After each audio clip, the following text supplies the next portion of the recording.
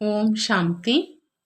அவ்யக்த முரளி 19/3/1982. அவ்யக்த பாப்தாதா, மதுபன். இன்றைய முரளியின் தலைப்பு செய்யும் காரியம் ஆத்மாவை தரிசனம் செய்விக்கும் கண்ணாடி. இன்று சர்வ சக்திவான் தந்தை தன்னுடைய சக்தி சேனையை பார்த்து மகிழ்ச்சி அடைகிறாங்க. ஒவ்வொரு மாஸ்டர் சர்வசக்திவான் ஆத்மாக்கள் அனைத்து சக்திகளையும் எந்த அளவு தன்னுள் தாரணை செஞ்சிருக்கிறாங்க. விசேஷ சக்திகளை நல்ல முறையில் தெரிஞ்சிருக்கீங்க. மேலும் தெரிந்ததின் ஆதாரத்தில் சித்திரத்தை உருவாக்குறீங்க. இந்த சித்திரம் சிரேஷ்ட நிலை மற்றும் மகா நிலையின் சைத்தன்ய சொரூப அடையாளம். ஒவ்வொரு காரியமும் சிரேஷ்டம் மற்றும் மகானாக இருக்குது. இதன் மூலம் சக்திகளை சரித்திரத்தில், அதாவது காரியத்தில் கொண்டு வந்திருக்கிறாங்க. பலமற்ற ஆத்மாவா அல்லது சக்திசாலியான ஆத்மாவா, சர்வ சக்தி சம்பன்னமா அல்லது சக்தி சொரூப சம்பன்னமா அப்படிங்கிற இந்த அனைத்தும் செய்யும் காரியத்தில் இருந்து தெரியவர். ஏன் அப்படின்னா, காரியம் மூலமாகத்தான் நம்பர் மற்றும் சூழ்நிலையினுடைய சம்பந்தம் மற்றும் தொடர்புல வர்றாங்க. ஆகினால பெயரே கர்ம சேத்திரம், கர்ம சம்பந்தம், கர்ம இந்திரியங்கள், கர்ம போகம், கர்ம யோகம் என்று இருக்குது. அப்படி இந்த சாகார வதனத்தின் விசேஷமே கர்மம்தான், அதாவது காரியம்தான். எப்படி நிராகார உலகின் விசேஷம் கர்மத்திலிருந்து விடுபட்டது, அதே மாதிரி பௌதீக உலகம் அப்படின்னா கர்மம். கர்மம் சிரேஷ்டமாக இருக்குது அப்படின்னா சிரேஷ்ட பிராப்தி இருக்குது. கர்மம் பிரஷ்டம், அதாவது கீழ்த்தரமாக இருக்கிற காரணத்தினால துக்கத்தினுடைய பிராப்தி இருக்குது. ஆனா இரண்டுக்குமான ஆதாரம் கர்மம் தான். கர்மம் அதாவது செய்யும் காரியம் ஆத்மாவை தரிசனம் செய்விக்கும் கண்ணாடி. கர்மம் அப்படிங்கிற கண்ணாடி மூலம் தன்னுடைய சக்தி சொரூபத்தை தெரிஞ்சிக்க முடியும். ஒருவேளை கர்மம் மூலமா எந்த ஒரு சக்தியின் பிரத்யட்ச ரூபம் தென்படலை அப்படின்னா, ஒருவர் எவ்வளவுதான் தன்னை நான் மாஸ்டர் சர்வசக்திவான் அப்படின்னு சொன்னாலும் கர்ம கஷேத்திரத்தில் இருந்துக்கிட்டு கர்மத்தில் தென்படலை அப்படின்னா யாராவது நம்புவாங்களா? எப்படி யாராவது திறமைசாலியான போர் வீரனாக இருந்தும் யுத்த மைதானத்தில் எதிரியின் எதிரில் யுத்தம் செய்ய முடியல, தோல்வி அடைஞ்சிடுறார் அப்படின்னா இவர் திறமைசாலியான போர் வீரன் அப்படின்னு நம்புவாங்களா? அதே மாதிரி ஒருவேளை யாராவது நான் சக்தி சொரூபமானவன் என்று தன்னுடைய புத்தியில நினைத்து கொண்டிருக்கிறார். ஆனால் சூழ்நிலையின் தொடர்பில் வரும் நேரத்தில் எந்த நேரம் எந்த சக்தியின் அவசியமாக இருக்குதோ அந்த சக்தியை காரியத்தில் கொண்டு வரல அப்படின்னா இவர் சக்தி சொரூபமானவர் என்று யாராவது நம்புவாங்களா? புத்தியால் மட்டும் தெரிந்து கொள்வது என்பது வீட்டில் அமர்ந்து கொண்டு தன்னை திறமை நிறைந்தவர் என்று நினைப்பது என்றாகிவிட்டது. ஆனால் தேவையான நேரத்தில் சொரூபத்தை காண்பிக்கல, தேவையான நேரத்தில் சக்தியை காரியத்தில் ஈடுபடுத்தலை, நேரம் கடந்து சென்ற பிறகு யோசித்தார் என்றால் அவரை சக்தி சொரூபம் என்று கூற முடியுமா? எப்படி நேரமோ அதுக்கேற்ற சக்தியை கர்மம் மூலமா காரியத்தில் ஈடுபடுத்தணும். கர்மத்தில் இந்த சிரேஷ்ட தன்மை தான் வேணும். அப்படி முழு நாளின் கர்ம லீலை மூலம் நான் எந்த அளவு மாஸ்டர் சர்வசக்திவான் ஆகியிருக்கிறேன் அப்படின்னு தன்னை சோதனை செய்யுங்க. விசேஷமாக எந்த சக்தி தேவையான நேரத்தில் வெற்றி அடைபவராக ஆக்குது, மேலும் விசேஷமாக எந்த சக்தியின் பலகீனம் அடிக்கடி தோல்வி அடைய வைக்குது. அநேக குழந்தைகள் தன்னுடைய பலகீனமான சக்தியை தெரிந்தும் இருக்கிறாங்க. சில நேரம் நன்கு தாரணை செய்யும் கூட்டம் இருக்குது, அல்லது தன்னுடைய சுய முயற்சியாளர்களின் வாயு மண்டலம் இருக்குது அப்படின்னா வர்ணனையும் செய்வாங்க. ஆனால் சாதாரண முறையில் பெரும்பான்மையோர் தன்னுடைய பலவீனத்தை மற்றவர்களிடம் இருந்து மறைக்க முயற்சி செய்வாங்க. சிலர் அந்த நேரத்தில் கூறவும் செய்வாங்க. இருந்தும் அந்த பலவீனத்தின் விதையை குறைவாகத்தான் தெரிஞ்சிருக்கிறாங்க. மேலோட்டமா வர்ணனை செய்வாங்க, வெளிப்படையான ரூபத்தினுடைய வர்ணனை செய்வாங்க. ஆனால் விதை வரை செல்ல மாட்டாங்க. ஆகினால ரிசல்ட் என்னவாக ஆகுது? அந்த பலவீனத்தின் மேலோட்டமான கிளைகளை வெட்டிடுவாங்க. ஆகினால கொஞ்ச காலம் அகன்றிட்டது என்று அனுபவம் ஆகுது. ஆனால் விதையாக இருக்கிற காரணத்தினால் சூழ்நிலைகளினுடைய தண்ணீர் கிடைப்பதனால் மீண்டும் அதே பலவீனத்தின் கிளை வெளிப்படுது. எப்படி இன்றைய நாட்களின் சூழ்நிலையில் உலகத்தில் நோய் முற்றிலும் அகலுவதில்லை. ஏன்னா நோயினுடைய விதையை டாக்டர்கள் தெரிஞ்சிருக்கல. ஆகினால நோய் உள்ளடங்கி போயிடுது, முற்றிலும் அகலுவது கிடையாது. அதே மாதிரி இங்கேயும் விதையை தெரிந்து விதையை அழிச்சிடுங்க. அநேகர் விதையை தெரிந்தும் இருக்கிறாங்க, ஆனால் தெரிந்திருந்தும் அலட்சியத்தின் காரணமாக சரியாகிடும் அப்படின்னு சொல்வாங்க. ஆனால் ஒரு தடவையில் எப்படி அழியும்? நேரமும் ஆகத்தான் ஆகும். அப்படியே அதிக புத்திசாலித்தனமாக நடந்துப்பாங்க. எந்த நேரம் சக்திசாலி ஆக வேண்டுமோ அந்த நேரம் ஞானம் நிறைந்தவராக ஆகிடுறாங்க. ஆனால் ஞானத்தினுடைய சக்தி இருக்குது, ஆனால் அந்த ஞானத்தை சக்தி ரூபத்தில் உபயோகப்படுத்தல், ஞான துளியின் ரூபத்தில் உபயோகிப்பது இல்லை. எனவே விதையை தெரிஞ்சுக்கிங்க. அலட்சியத்தில் தன்னுடைய சம்பூர்ண மற்றும் சம்பன்ன நிலையில் குறைவு ஆக்காதீங்கிறாங்க பாபா. மேலும் ஒருவேளை விதையை தெரிஞ்சதுக்கு அப்புறம் தனக்குள் தெரிந்து கொள்ளும் சக்தியை அனுபவம் செய்தீங்க, ஆனால் பஸ்வம் ஆக்கும் சக்தி என்று உணரலை அப்படின்னா மற்ற ஜுவாலா சொரூப சிரேஷ்ட ஆத்மாக்களின் சகயோகத்தையும் பெற்றுக்கலாம். ஏன்னா பலகீனமான ஆத்மா ஆன காரணத்தினால நேரடியாக தந்தை மூலமாக தொடர்பு மற்றும் சரி செய்தலை செய்ய முடியல. ஆகினால 2ஆம் நம்பர் சிரேஷ்ட ஆத்மாக்களினுடைய சகயோகத்தை பெற்று தன்னை வெரிஃபை செய்கிறதுனால சுலபமாக பியூரிஃபை ஆயிடுவீங்க.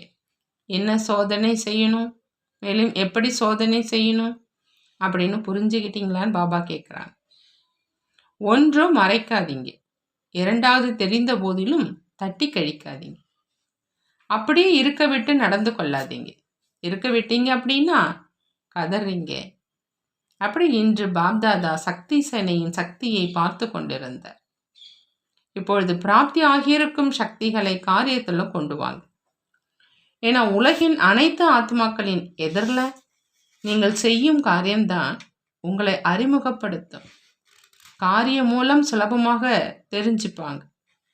செய்யும் காரியம் மற்றவைகளை விட ஸ்தூலமானது, அதாவது வெளிப்படையானது. எண்ணம் சூட்சம சக்தி.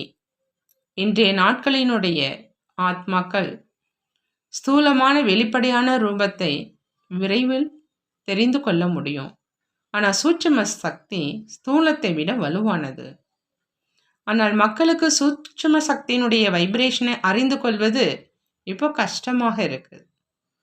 கர்ம சக்தி மூலமா உங்களுடைய எண்ணத்தின் சக்தியையும் தெரிஞ்சுப்பாங்க. மனசக்தியினால செய்யும் சேவையை விட உயர்ந்தது உள் உணர்வு மூலமாக உள் உணர்வுகளை வாயுமண்டலத்தை பரிவர்த்தனை செய்யும் சேவையும் மிக உயர்ந்தது. ஆனால் இதைவிட சுலபமானது கர்மம். அதனுடைய பரிபாஷையையோ ஏற்கனவே கூறியிருக்கிறோம். ஆனால் இன்று இந்த விஷயத்தை, அதாவது கர்மம் மூலமாக சக்தி சொரூபத்தினுடைய தரிசனம் மற்றும் சாட்சாத்காரம் செய்வீங்க அப்படின்னு தெளிவுபடுத்து. கர்மம் மூலமா எண்ணத்தினுடைய சக்தி வரை சென்றடைவது சுலபமாயிடும். இல்லை அப்படின்னா பலவீனமான கர்மம் சூட்சும சக்தியான புத்தியையும் எண்ணத்தையும் கீழே கொண்டு வரும். எப்படி பூமியினுடைய ஈர்ப்பு மேலே உள்ள பொருட்களை கீழே கொண்டு வருது? எனவே சித்திரத்தை சரித்திரத்தில் கொண்டு வாங்கங்கிறாங்க பாபா. நல்லது. அந்த மாதிரி ஒவ்வொரு சக்தியையும் காரியம் மூலம் பிரத்யட்சம் செய்யக்கூடிய தன்னுடைய சக்தி சொரூபம் மூலமா சர்வ சக்திவான் தந்தையை பிரத்யட்சம் செய்யக்கூடிய நிரந்தர பகுத்தறியும் மற்றும் பரிவர்த்தனை சக்தி சொரூபமான எப்பொழுதும் சரித்திரம் மூலம் விசித்திர தந்தையை சாட்சாத்காரம் செய்விக்கக்கூடிய அந்த மாதிரி மாஸ்டர் சர்வ சக்திவான் சிரேஷ்ட காரியம் செய்யும் சக்தி சொரூப ஆத்மாக்களுக்கு பாப்தாதாவின் அன்பு நினைவுகள் மற்றும் நமஸ்காரம் செய்கிறாங்க. நாமும் நம்மளுடைய பாப்தாதாவுக்கு அன்பு நினைவுகள் மற்றும் நமஸ்காரம் செய்வோம். பார்ட்டிகளோடு அவ்யக்த பாப்தாதா சந்திக்கிறாங்க. மாயா விருந்தினராக இருப்பதனுடைய ரிசல்ட் பாபா சொல்றாங்க சோர்வு அப்படின்னு. பாபா கேட்குறாங்க, எப்பொழுதும் தன்னை பாப்தாதாவின் துணைவன் அப்படின்னு நினைக்கிறீங்களா அப்படின்னு. எப்பொழுது நிரந்தரமா தந்தையினுடைய துணை அனுபவம் ஆகுது அப்படின்னா அதனுடைய அடையாளம் வெற்றி. ஒருவேளை அதிக நேரம் யுத்தத்துல செல்லுது, கடினத்தினுடைய அனுபவம் ஆகுது அப்படின்னா தந்தையினுடைய துணை இல்லை என்பது நிரூபணம் ஆகுது. யார் எப்பொழுதும் தந்தையினுடைய துணையின் அனுபவியாக இருப்பாங்களோ அவங்க எப்பொழுதும் அன்புல ஐக்கியமாகி இருப்பாங்க. அன்பு கடல்ல மூழ்கி இருக்கும் ஆத்மா எந்த ஒரு பிரபாவத்திலும் வர முடியாது. மாயா வருவது என்பது ஒன்றும் பெரிய விஷயம் இல்லை. ஆனா அது தன்னுடைய ரூபத்தை காமிக்க கூடாது. ஒருவேளை மாயாவுடைய விருந்து உபசரிப்பு செஞ்சீங்க அப்படின்னா காலப்போக்கில் சோர்வு ஏற்பட்டுடும். முன்னேறி செல்லவும் இல்லை, பின்னடையவும் இல்லை என்று அப்படியே அனுபவம் செய்வீங்க. பின்னடையவும் முடியாது, முன்னேறி செல்லவும் முடியாது. இதுதான் மாயாவினுடைய பிரபாவம். மாயாவினுடைய கவர்ச்சி மேலே செல்ல விடாது, பின்னோக்கி செல்வதற்கான கேள்விக்கே இடமில்லை. ஆனால் ஒருவேளை முன்னேறி செல்லலை அப்படின்னா விதையை பகுத்தறிந்து அதை பஸ்பம் செய்யுங்க. ஏதோ இருக்கிறோம், வந்து கொண்டு இருக்கிறோம், கேட்டுக்கொண்டு இருக்கிறோம் என்று அப்படி இருக்கக்கூடாது. ஆனால் தன்னுடைய வேகம் மற்றும் நிலையினுடைய முன்னேற்றம் எந்த அளவு ஆகியிருக்குது அப்படின்னு சோதனை செய்ய சொல்றாங்க பாபா. நல்லது. அடுத்ததாக பாபா சொல்றாங்க, யார் ஒரே வெட்டில் தந்தையிடம் பலி ஆகிறாங்களோ அவங்க தான் மகா பிரசாதமாக ஆகிறாங்க. அனைத்து குழந்தைகளும் ஜீவன் முக்தி ஸ்திதியின் விசேஷ ஆஸ்தியை அனுபவம் செய்கிறாங்களான்னு கேட்குறாங்க. நீங்கள் ஜீவன் முக்தியாக இருக்கீங்களா அல்லது ஜீவன் பந்தனத்திலா? ட்ரஸ்டி என்றால் ஜீவன் முக்தி, மர்ஜீவா, அதாவது உடலில் இருந்து கொண்டே இறந்து மறுபிறவி எடுப்பது ஆகி இருக்கீங்களா அல்லது இறந்து கொண்டு இருக்கீங்களா? பக்தி மார்க்கத்துல ஜட விக்கிரகங்களுக்கு என்ன பிரசாதம் படைப்பாங்க? எது ஒரே வீட்டில் பலியாகுதோ அதுதான். கதறி கதறி இறப்பது பிரசாதம் ஆகாது. யார் ஒரே வீட்டில் 2 துண்டாகிறாரோ அவர்தான் தந்தையின் எதிரில் பிரசாதம் ஆகிறார். என்னுடைய பாபா என்றும் நான் பாபாவனுடைய என்றும் நினைத்தார் அப்படின்னா ஒரே வீட்டில் 2 துண்டாச்சு. நினைச்சிங்க மற்றும் முடிந்தது. வாளால் வெட்டப்பட்டது. ஒருவேளை யோசிக்கிறீங்க, ஆயிடும், நடந்துடும், ஆயிடும் ஆயிடும் அப்படின்னா கதறுவதாகிடும். ஆகிடும் அப்படின்னு சொல்றவங்க ஜீவன் முக்தி கிடையாது. எப்படி தந்தையோ அப்படி குழந்தைகள் என்று பாபா சொல்றாங்க.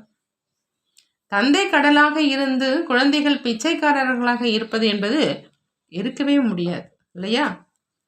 என்னுடையவராக ஆகு அப்படின்னு தந்தை வாய்ப்பை கொடுக்கிறார் அப்படின்னா இதில் யோசிப்பதற்கான விஷயம் எதுவுமே இல்லைங்கிறாங்க பாபா. நல்லது. பாபா வரதானம் கொடுக்குறாங்க. முயற்சி செய்வதன் கூடவே யோகத்தை பிரயோகம் செய்யும் விதி மூலமா உள் உணர்வை பரிவர்த்தனை செய்யக்கூடிய எப்பொழுதும் வெற்றி அடைபவர் ஆகுக.